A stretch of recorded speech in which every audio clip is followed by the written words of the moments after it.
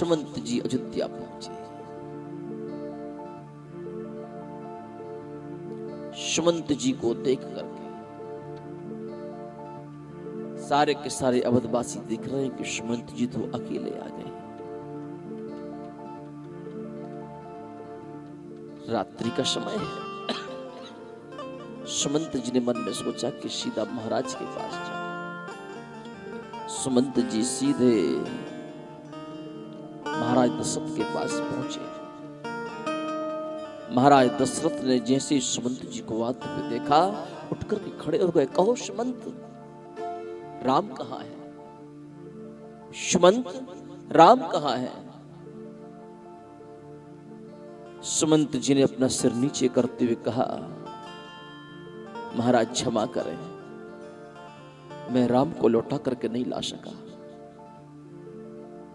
मैं आपके वचन को पूर्ण नहीं कर पाया।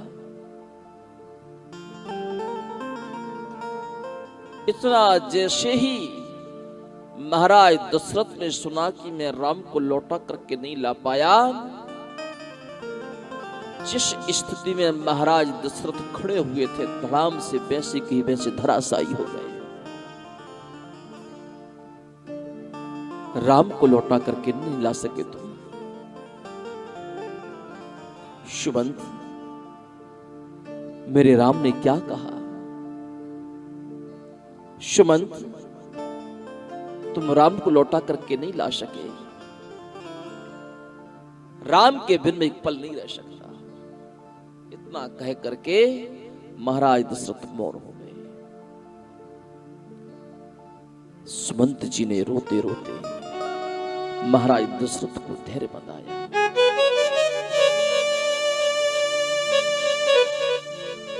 सजीव धीर धरे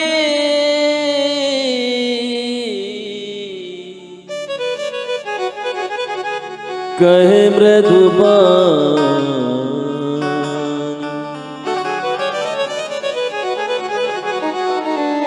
महाराज तुम पंडित ज्ञान।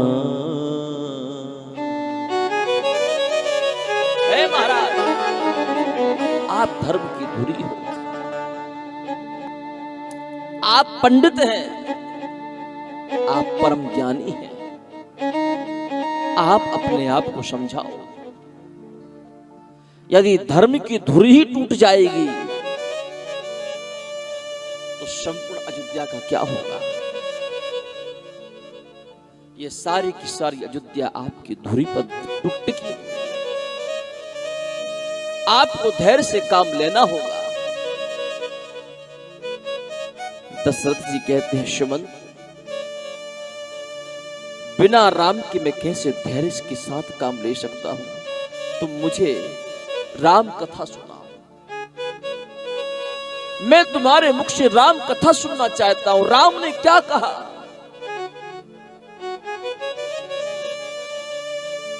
राम तो वो है जब उन्होंने वनवास जाने की सूचना सुनी ना,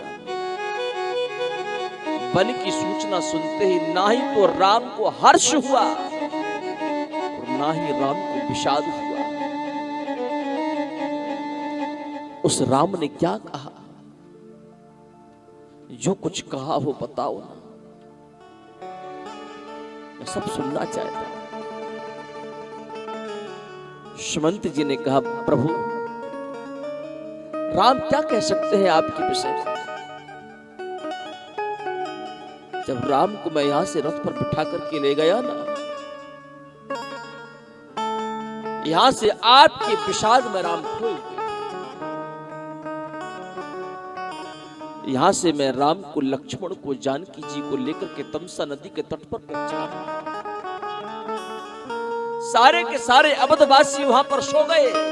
राम ने मुझसे कहा, इस रथ को इतने वेग से आगे बढ़ाओ, इस रथ को इतने वेग से आगे बढ़ाओ, किसी को ये पता ना चले कि राम कौन सी दिशा में गए।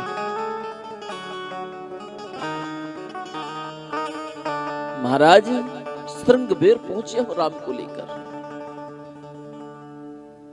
जैसे राम को लेकर के हम श्रृंगबेर पर पहुंचे ना, वहां पर निषाद राज ने बहुत स्वागत किया राम का। जैसे निषाद राज ने राम का स्वागत किया, निषाद राज अपने घर में ले जाना चाहते थे, लेकिन राम ने कहा यदि मुझे 14 वर्ष का वनवास मिला है तो मेरे पिता की आज्ञा है कि ना मैं किसी नगर में प्रवेश करूं, ना मैं किसी गांव में प्रवेश करूं, मुझे यहीं पर कहीं ठहरने की व्यवस्था करो। एक सिनशुपा नाम का वृक्ष है, उस सिनशुपा नामक वृक्ष के नीचे उसी निषाद राज ने एक सूखे घास की कुटिया बनाई, सूखे चारे की कुटिया बनाई।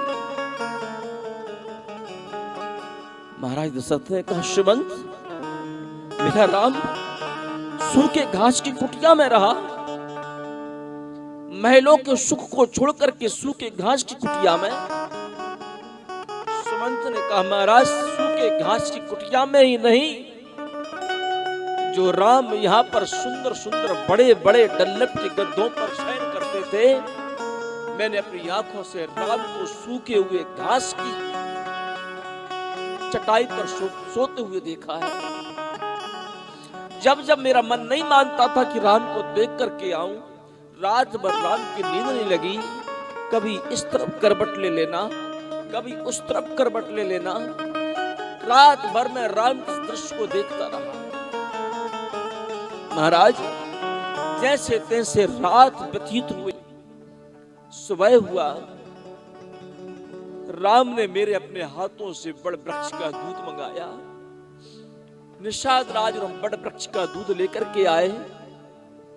जो राम यहां से जिस अवस्था को लेकर गए थे, राम ने अपने सारे के सारे केशों को उस दूध में लपेट करके बड़ी बड़ी जटाएं बना ली और जटा मुकुट धारण करके राम एक वनवासी की तरह कहने लगे सुमंत, अब तुम लौट जाओ, मैं लौट करके अयोध्या नहीं आऊंगा जब तक 14 वर्ष का वनवास पूर्ण नहीं हो जाएगा।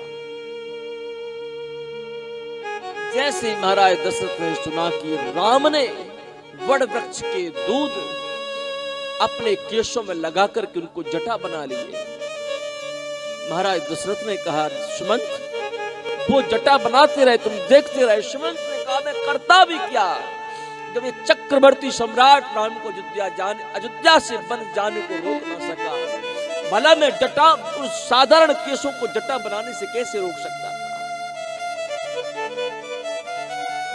इतना सुनते सुनते महाराज दशरथ का हृदय विदीर्ण होने लगा, धीरे धीरे शक्तिहीन होने लगे। सुमंत ने कहा महाराज लक्ष्मण ने जरूर आपके लिए कटु वचन कहे थे, राम को कुछ भी नहीं कहे, लेकिन लक्ष्मण के कटु वचन सुनकर के राम ने मुझसे कहा था कि पिताजी से मत कहना, ये लक्ष्मण अभी बोलना सीख नहीं पाया, पिताजी को तुम लक्ष्मण की एक कटु वचन सुनाओगे तो पिताजी को सहन नहीं होगे, लेकिन मैं आपको सुनाना चाहता हूं। महाराज दशरथ ने कहा बस, जब राम ने मना किया है कि पिताजी को मत सुनाना तो तुम मुझे कटु वचन मत सुनाओ। मैं समझ गया कि जब राम के प्रति यदि कोई व्यक्ति कोई बात करता है, राम की निंदा करता है, राम का विरोध करता है, ऐसी जगह लक्ष्मण यदि अपने पिता के ऊपर भी कठोर वचन बोल सकता है, तो आज मुझे अपने आप पर गर्व है कि 14 वर्ष के वनवास में मेरा राम सुरक्षित रहेगा। मेरे राम का कोई बाल बांका नहीं कर सकता। जब लक्ष्मण जैसी शक्ति उसके साथ में है तो मुझे लक्ष्मण की निंदा नहीं सुनना। कम से कम कोई तो हुआ जिसने मुझे धिक्कार किया, जिसने मेरी निंदा की, जिसने मुझे राम का विरोध। इतना कह करके महाराज दशरथ जमी पर गिर गए। उसके बाद सुमंत कहते महाराज मैं देखता रहा, केवट से नौका मंगाई,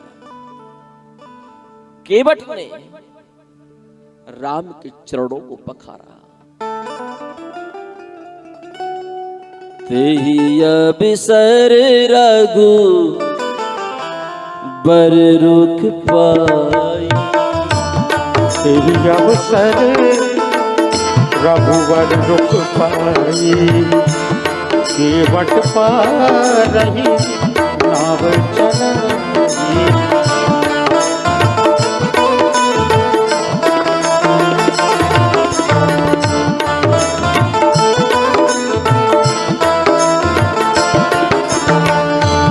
रघुकुल तिलक चले गई भांति, रघुकुल तिलक चले गई भांति। देखब ठाड़ पुलिस धरी छाती, देखब ठाड़ पुलिस धरी छाती।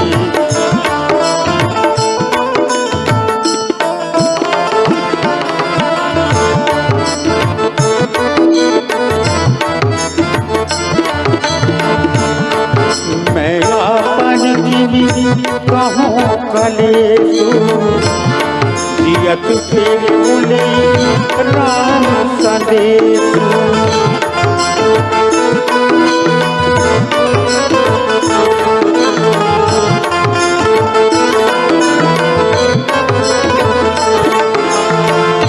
करी मिलाप सब तो वही रानी, महाविपत्ति की जाई बहानी।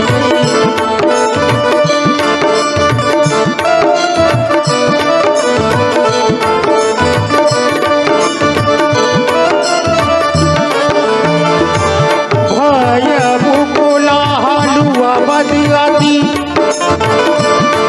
सुन रब रावण सोरू।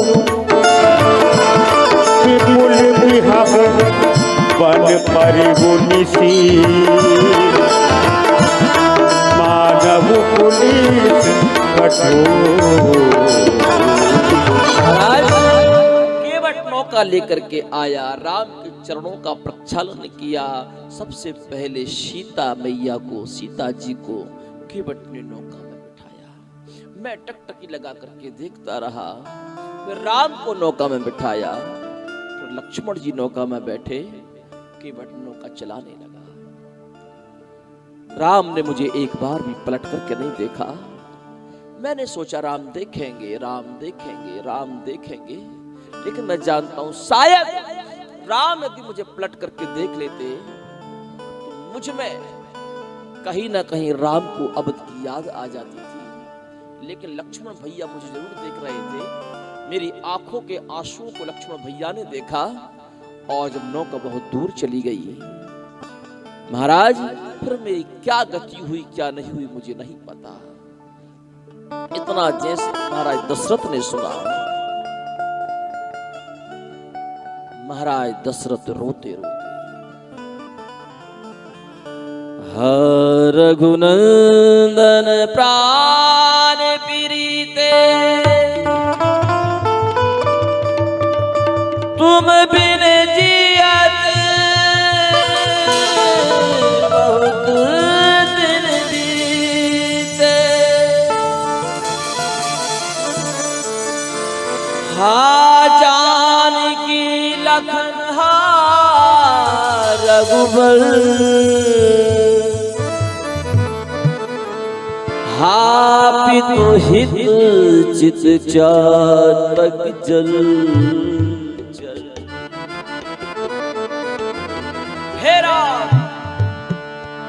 हे जानकी, हे लक्ष्मण,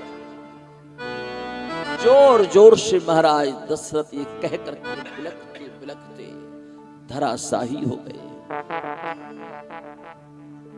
राम राम कही, राम कही, राम राम कही,